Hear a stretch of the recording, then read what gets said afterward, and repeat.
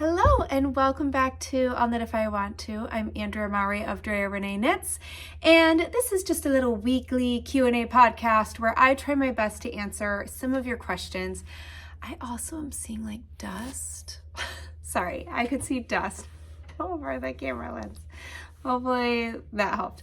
Anyways, so this is kind of a special week. Typically, if you've been following along, whenever I release a pattern, I usually wear it like on here the week I release the pattern.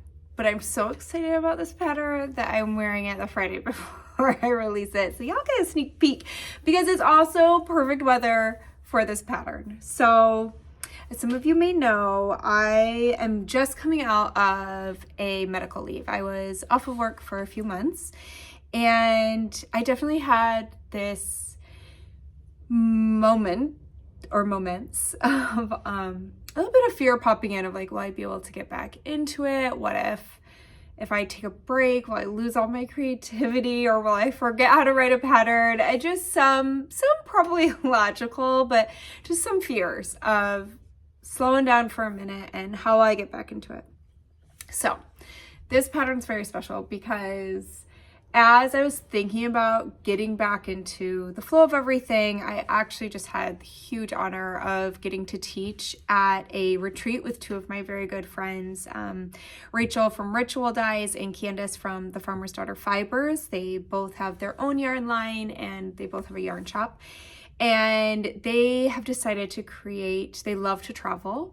And so they are hoping to create some knitting retreats where you get to go somewhere special. And I feel so grateful that I got to be the teacher at their first one. So we just got back and I had that to look forward to as I was getting back into work. And I was just thinking about like, what do I want while I'm traveling? Like before the pandemic, I traveled a lot for work, up to like once to twice a month.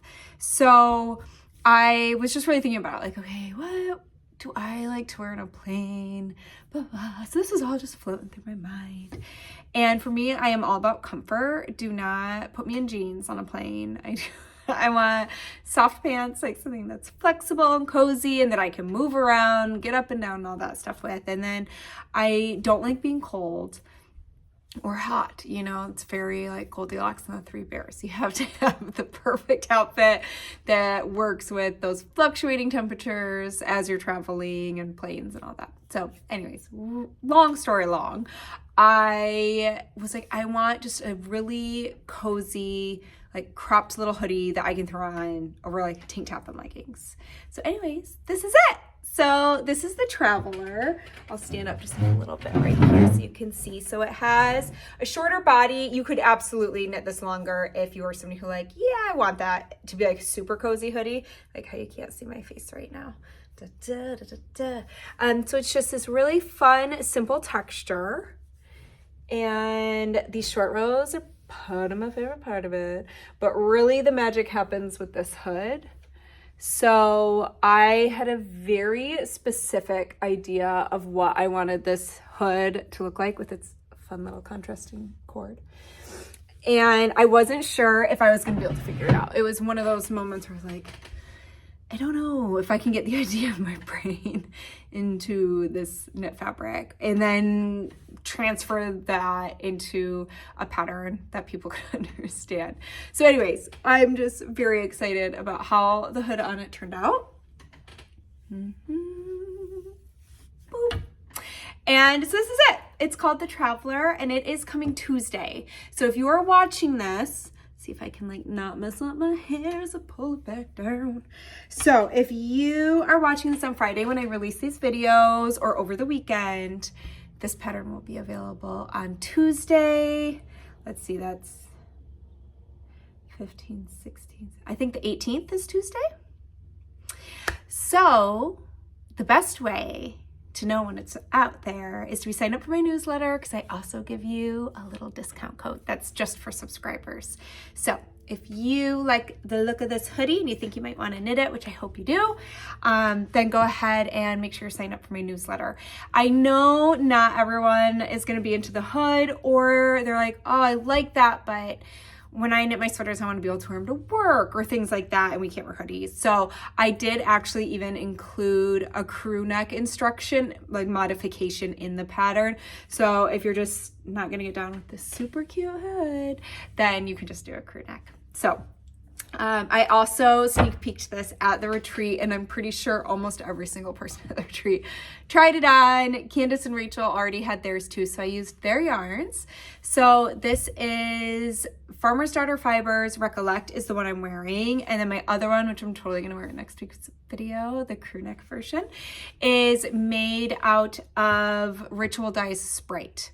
So they both have its sport weight yarn, and I used one for each of my 2 samples, but they also brought theirs down because they obviously got a little early sneak peek of the pattern since I was using their yarn, and it was just a lot of fun. So anyways, that was a whole side tangent to kick off today's episode, but I'm really excited too, because as I was kind of sharing earlier, I just had that fear of, will I be able to get back into the workflow and all of that?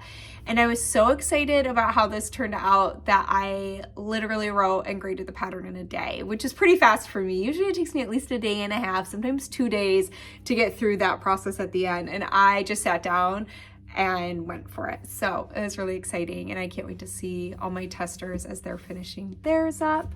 But yeah, so there you go. That's what I'm wearing today. And let's answer your questions now. So question number 1. I forgot my water up here today, and my bangs really need to be trimmed. They're like poking in my eyeballs. Okay. I'm also knitting the DRK Everyday Sweater. This is my first sweater. Yay! Last week you talked about the sleeves, which was very helpful. However, I'm stuck on the yoke. How deep should it be? Does it need to be long enough down my arm past my armpit? Yes, it does. I've knitted all of the yoke increase sections, and I think I need to add another inch before separating for the sleeves. I know I won't wear it if it's too close to my armpit. I recall you saying something recently about the sleeve 1 inch below your armpit. I actually recommend at least 2 inches, but I'll dive into that in a second. And I don't remember which sweater you were talking about. So congratulations on your first sweater knit. That's really exciting, and I hope that you love how it turns out. So in the pattern, you're actually going to see it tells you how long to knit that yoke for based on size. So it tells you where to measure it on the sweater to make sure that you're to the recommended length. But all of our bodies are unique. And for instance, I happen to be really short in this area between my chest and my shoulders. It's really hard for me to find like sports bras and tank tops if they don't have adjustable straps. I can't buy them because they will fall off my shoulder because this area is shorter than average on me. So that can affect how deep you might want the yoke of your sweater.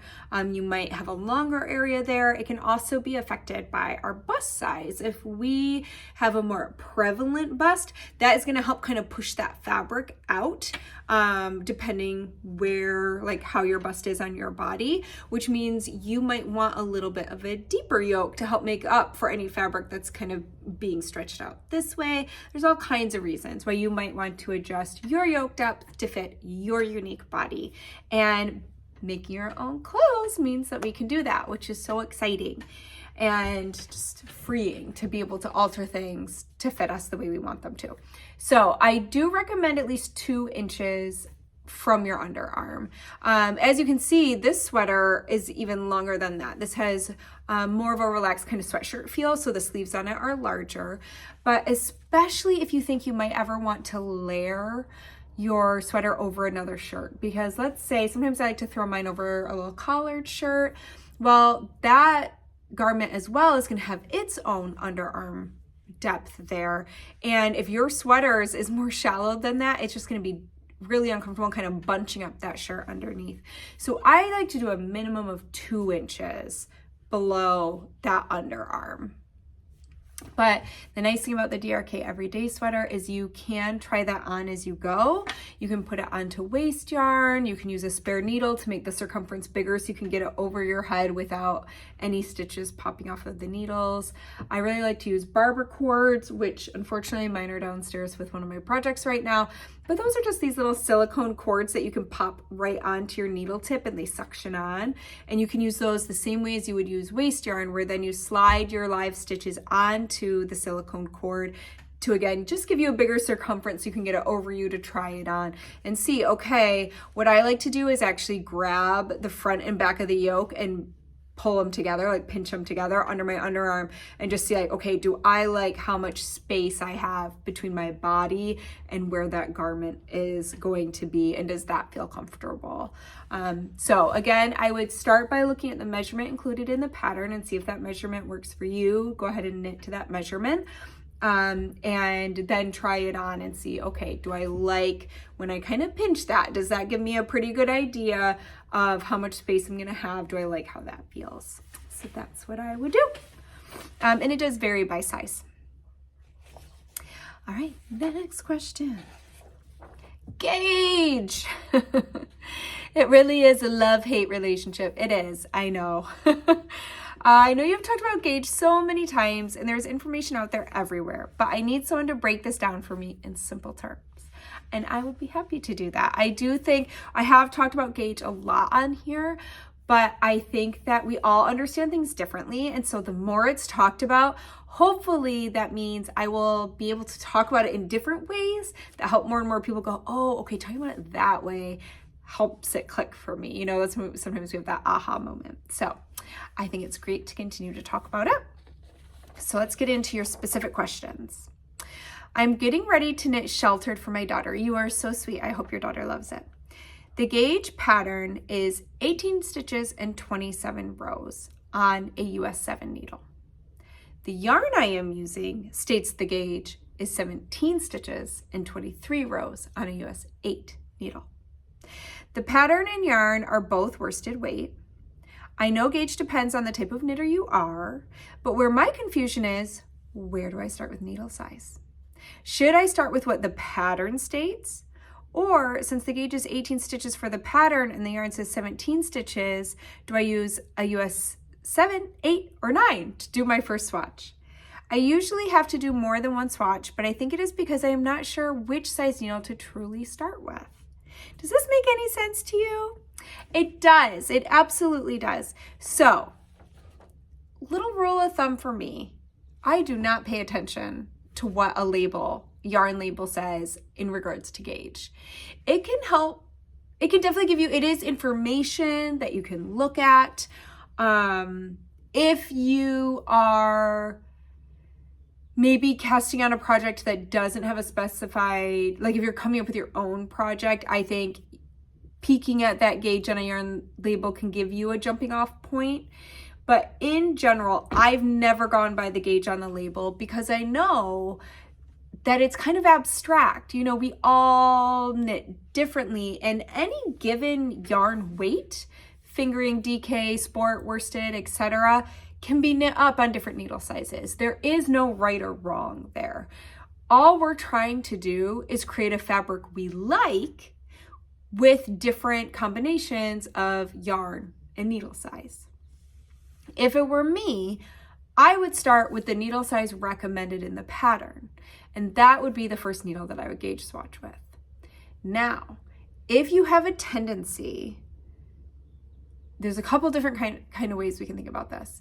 One, if you find that across the board, you aren't ever hitting gauge, even amongst different designers' patterns, like let's say you just are always tighter than what it calls for or always looser, then you could default to saying, okay, I always am tighter than what they're recommending. I'm just gonna start with one size up right now because I just know I'm not gonna hit gauge with the needle size they recommend.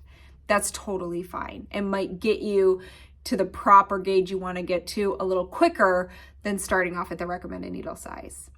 Vice versa of that would be if you're always looser, you know you are, just tend to be looser than the average when trying to get gauge, then I would go ahead and start with one needle smaller because you just you know that information about yourself. Maybe you've been knitting for a while and you're like, listen, I always tend to be either side of the gauge I'm trying to get, and I know that, so I'm going to use that information to get me to where I want to be quicker. Another thing to think about, I know, for instance, I have friends who are designers, And I know that our gauge varies. I have a friend who is much looser than average. And so if I was going to knit her patterns, and I know that information, especially the two of us compared, I would start a needle size bigger to try and attempt to get her gauge. If you tend to knit one designer's patterns more than any others, you might start to learn like, okay, in general, I almost always have to go up in needle size when I knit their patterns. So I would start with that. I would say, okay, I'm going to start with that, a bigger needle size, because I just, historically speaking, I've had to go up a size.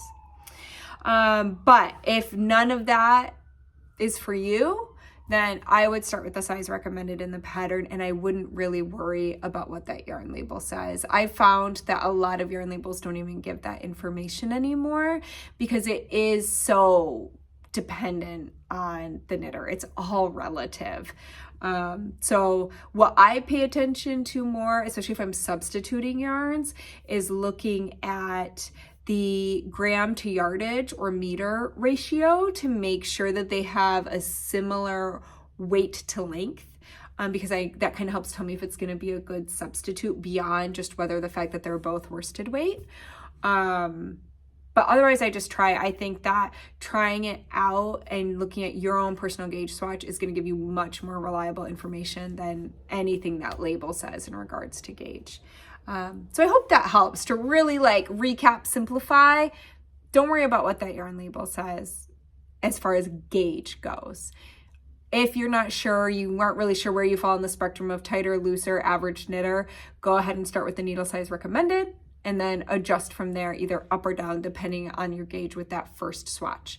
And also just a reminder, always make sure you knit your swatches in the way the project is knit. So if the project is knit flat, knit your swatch flat. If it's knit in the round, knit your swatch in the round. And always make sure to wet block your swatch the same way you will wet block and finish your finished project, because that's going to give you a truer idea of your actual gauge. So I hope that helps. If not, drop a line back in and we'll keep chatting about gauge. Hey, I am knitting my first pair of DRK Everyday socks and am quickly becoming obsessed and see many more pairs in my future. Yay! I would love to be able to make a pair for my husband. He has very large feet and is out of the typical size range for sock patterns. My question is there an easy way I could adapt the DRK Everyday sock pattern to accommodate a much larger foot? I know math is involved, but I'm not sure how to go about this. So, yes, to an extent. My first question is, what is large about your husband's feet? Length or circumference or both? If it is only length, then you don't need to adjust anything in the pattern because you knit to the specific length of the foot that you are knitting that sock for, as you will see as you continue the sock pattern if you haven't kind of gotten that far in your first pair. So if that largest circumference will fit his foot okay, then you're good. Remember, there's 2 different ways to check your sizes in that sock pattern, actually almost 3. On the details page, on page 2, you are going to see finished measurements. So that's where you can look at like, okay, what is the actual finished measurement of this sock going to be? And remember that in both circumference and length, I like to do close to a negative inch of ease, especially in that circumference, because you want it to hug the foot. The fabric of those socks is also ribbing. It's really nice and flexible. So you're going to have a little wiggle room there. But if you're like, no, his foot circumference is bigger than what I can use for this pattern for, the way to adjust that pattern is by adding multiples of 8 stitches to the sizes already there. So if you go to the largest size, that circumference isn't going to fit him. Go ahead and measure your husband's foot. And you can find, I like to do it kind of around the ball of the foot, but you can find guides for that online too if you want to make sure you're measuring correctly.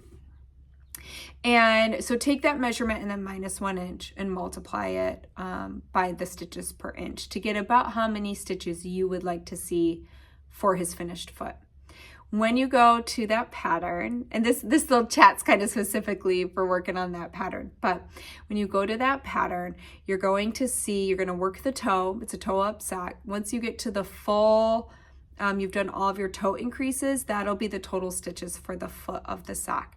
that's where I would start looking at numbers and say, okay, so let's say this is just going to be a pretend number, but let's say that largest size gets me to 72 stitches and my husband needs just a little more wiggle room than that.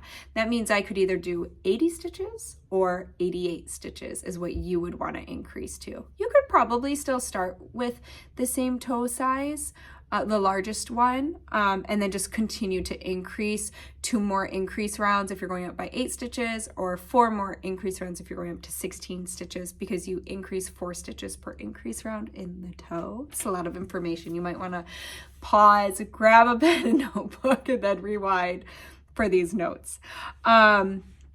Really where the trickiest bit's going to be from there is the heel. But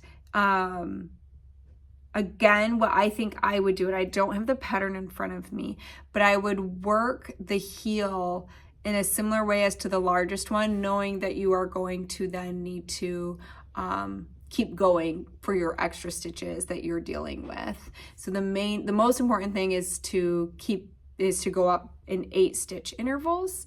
And then when you are increasing for the heel gusset, you want to increase so that the bottom heel has almost the same amount of stitches as the entire foot had before you started increasing for that heel gusset. It'll make sense when you're looking at the pattern.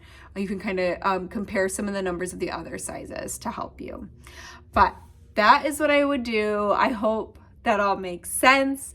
There's also that sock pattern uses a Flegel heel, and there are some fantastic Flegel heel tutorials out there that you can find online. So if you're like, oh, I don't think I can do this on my own, go ahead and look up some of those tutorials because they'll help you break down the math. All right, next question. I'm about to start my 5th shift cowl. Yay! And I was wondering if you could help me with a problem I'm having on my current ones knit out of spin cycle dyed in the wool. They often roll up at the I-cord bind off edge. Do you know why that is and how I could fix it? I'm generally a looser knitter, but my gauge is pretty spot on. I've wet blocked them several times and pinned them out until fully dry, but they usually start rolling up after a few wears. Help! Is there anything I can do on current ones or the ones I knit and move forward? So mine is downstairs because I just brought it on my trip and I haven't brought my samples suitcase back up yet. But my guess is it has to do with your I-cord, either being too loose or too tight when you're binding off. I think that might be what's causing that rolling, because mine doesn't roll. It does lay flat, but I have seen that on the night shift as well. And a lot of times it's when people bind off a little too tightly. But I think it could also happen if you're at the other side of that spectrum and biting off too loosely, because it's going to give that fabric this different tension. Sorry, my headphones just did something weird, so hopefully y'all can still hear me. It's one of those, oh, they just dinged. I don't know, hopefully you have heard me throughout this. I'm talking loud enough that I think even if they went out, you'll be okay. But I digress. Back to the edging. I think it's when we tighten up or try to do it too loosely that it affects the tension of our other fabric, and then you see that rolling. So I would go through your other ones you've knit. And by the way, thank you so much for knitting that many of that cowl. I cannot tell you, there is no greater compliment to a designer than when people knit multiples of your patterns. And especially in knitting, I think it's really common in sewing patterns. And for some reason as knitters, we don't tend to make the same pattern again and again, which I want to change that, because I'm like, we pay for these patterns, and a lot of times once you've knit one, you see little things that you might want to play with for the next one. So I am pro knitting patterns multiple times. So thank you so much for knitting that pattern more than once, and I'm so happy you've enjoyed it enough to do so. But go to the ones you've already knit and check out that edging. If it's tight when you pull on that I-cord, then it's too tight when you're binding off. If it's super stretchy or you feel like it kind of like fans out a bit on that edge, then you might be doing it too loose, and just try to adjust. Remember that you can always adjust your needle size to help with that instead of trying to make your body do it for you. I really think it's helpful to have your tools be the things you adjust than your body, because it's really hard to consistently adjust our body in something like a bind off or a cast on, when if we use our needles, it's going to be more consistent all the way across. So I hope that helps. Last question. I just finished my first brioche project and have caught the bug. Yay! I've seen some conflicting messaging on blocking brioche. Do you block? And if so, is there a special technique? Always look forward to your weekly Q&A. So brioche is something you have to be a little bit more careful with when blocking. So to answer your first question, yes, I do block my brioche. There is only one time when I haven't, and it's actually, I think, the only pattern I have never wet blocked, and that is a brioche hat that I knit out of superwash yarn that is already slouchy on me. I have a bit of a smaller head, and I know that if I block that hat, which is again because of my yarn choice with the superwash yarn combined with brioche, it's gonna stretch out and not fit me anymore. So I'm not touching it. It looks fine. I'm gonna leave it that way. So that is my one like caveat project that I have not totally wet blocked, because I just know it'll stretch out. So things to consider is, what was your yarn choice when you knit your brioche? And keeping that in mind when you go to block it. Depending on the project, you could choose to steam block if you are concerned about it stretching out too much. So brioche wants to open up. It wants to expand. So if you're worried about your project growing too much, that's when you're going to really want to be careful when you block it. Again, you can steam block, which you just have a little more control over because nothing gets super waterlogged. So nothing's going to stretch out from that water weight affecting it. But I do wet block my brioche, same way I block everything. I put it in warm to hot water. I'm very careful. I've never had anything felt. I like the way that hot water softens up my knits. I don't touch the knit. I leave it in there until the water is cool. So that's how I avoid felting and things like that. I use a little wool wash, but I am extra careful with my brioche when I'm getting it out of the tub. So I push it to one corner, I drain the water out of your tub or your sink, whatever you're using, and I wait till the water's out of there. And then I use the side or the bottom of the tub to start squeezing some of that water out. Because again, one of the issues is that the water weight, if you just pick it up and part of it kind of drapes over your hand or arm, that bit of waterlogged knit fabric can just stretch because it can hold so much water. So that's why I squeeze it out against the side so that nothing can stretch. And I'm really careful then as I pick it up out of the tub, give it some extra squeezes before setting it on my blanket to roll up and step on and get even more moisture out. Because brioche already wants to expand and open up, if you've now combined that with a superwash yarn, which by its nature is not going to have the same bounce back and memory as a non-superwash yarn. And that's because it's had all the scales on each individual hair or fiber removed. That's what makes it non-superwash. That's why it doesn't have that natural tendency to felt, is because that's been removed. Those scales are what lets those fibers felt because they want to grab on to each other and lock in. But that also means it doesn't have the same memory and bounce back because there isn't those scales to kind of grab onto each other and bring things back together. So if I'm doing, let's say, a brioche shawl and I'm using a superwash yarn, then I'm just really careful with it. The good news is, in something like a shawl, you generally want that drape and that flow in your fabric, so you don't have to worry about it too much. But generally speaking, a lot of my brioche shawls, I don't have to necessarily pin them out. A lot of times I can just spread them out because it does open so easily, at least in most of my projects. Whereas with like lace tends to kind of want to collapse in on itself, so it's really nice to pin that out to open the design. Yeah, I think that's all I have to say about blocking brioche. If you're worried and you want to give yourself some confidence in that blocking, you could always start with your swatch and wet block that and see how much it opens. I always like to do, whenever I'm doing swatches and blocking them, I really do like to take pre-blocking measurements and post-blocking measurements, because that gives you some really good information about how much that specific yarn and needle and stitch combo is going to change with wet blocking. So I would start there if you're a little bit nervous about it, but I do always wet block my brioche except for that one hat. All right, that is all of our questions today. We are about a month and a half in to the DRK March to May Knit Along. It's still not too late to join. We're doing sweaters and shawls right now. There's forums over in my Ravelry group, which I have linked down below. There's also a hashtag you can use if you want to share your projects on Instagram, which is also down below. Again, the Traveler is going to come out on Tuesday. So if you want to be the first to know and snag a little discount, there's also a link below. How many times can I say below? To sign up for the newsletter if you want to make sure to snag that.